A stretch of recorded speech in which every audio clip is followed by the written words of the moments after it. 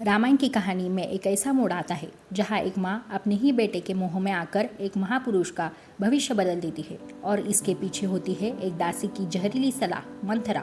आज हम आपको सुनाएंगे कैसे मंथरा ने कैकेयी की बुद्धि को उलट दिशा में मोड़ दिया और कैसे कैकेयी जो पहले समझदार थी गलत रास्ते पर चल पड़ी। मंथरा ने कैकेयी से कहा, अब समय आ गया है कि राजा को अपने वचनों में बांध लिया जाए। डरो मत, राजा तुम्हें बहुत प्रेम करते हैं, तुम्हारे लिए वे कुछ भी कर सकते हैं। उसने कहा, राजा तुम्हें मनाने के लिए सोना चांदी हीरे मोती सब देंगे, लेकिन तुम पिघलना मत। उन्हें वही 2 वरदान याद दिलाना जो उन्होंने युद्ध के समय दिए थे। कैकेयी यह सुनकर सोच में पड़ गई। मंथरा ने उसके मन में यह बात बैठा दी कि अगर राम राजा बन गए तो भरत का भविष्य खत्म हो जाएगा। कैकेयी पहले समझदार थी, लेकिन मंथरा की बातों ने उसके मन में जहर घोल दिया। वह सोचने लगी, अगर राम राजा बने तो भरत हमेशा पीछे रह जाएगा। मंथरा ने कहा, तू ही असली हितैषी है। दुनिया की सारी दासियाँ टेढ़ी मेढ़ी और पापी होती है, लेकिन मैं तेरे लिए ही सोचती हूँ। कैकेयी को यह बात अच्छी लगी। उसका अहंकार जाग गया। वह मंथरा की तारीफ करने लगी, उसके शरीर, उसके रूप, उसके गुणों की प्रशंसा करने लगी।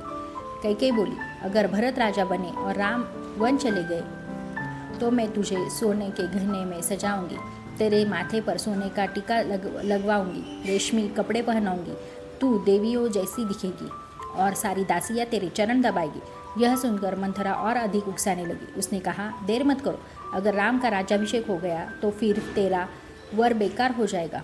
मंथरा बोली, उठो रानी, अपने कल्याण का काम करो, कोप भवन चलो और राजा को अपनी हालत दिखाओ। कैकेयी उसके साथ कोप भवन चली गई। उसने अपने सारे गहने उतार फेंके, मोती का हार, सोने की कंठी, कंगन सब जमीन पर फेंक दिए। वह जमीन पर बिना बिस्तर के लेट गई। उसका चेहरा गुस्से और घमंड से काला पड़ गया। कैकेयी बोली, अब मुझे न सोना चाहिए, न कपड़े, न खाना। अगर राम राजा बने तो यह मेरे जीवन का अंत होगा। या तो भरत राजा बनेंगे या मेरी मृत्यु का समाचार राजा को दिया जाएगा। उसने कहा, अगर राम वन नहीं गए तो मैं कुछ भी नहीं लूँगी, न फूल, न चंदन, न भोजन, न पानी। मैं इस जीवन को भी नहीं रखना चाहूँगी। कैकेयी सारे आभूषण उतारकर जमीन पर गिर पड़ी। वह ऐसी लग रही थी जैसे कोई गिरी हुई लता। उसका चेहरा अंधेरे से ढक गया था। जो रानी कभी उजली थी वह अब अंधेरी रात जैसी लग रही थी। उसके शरीर से सारे गहने उतर चुके थे। उसका मन गुस्से और मोह से भर गया था। यह कहानी हमें यह सिखाती है कि गलत संगति सबसे समझदार इंसान को भी अंधा कर सकती है। कैकेयी बुरी नहीं थी, लेकिन मंथरा की बातों में आकर उसने अपने विवेक को खो दिया। एक माँ का मोह और एक दासी की चाल मिलकर इतिहास का सबसे दुखद अध्याय बना।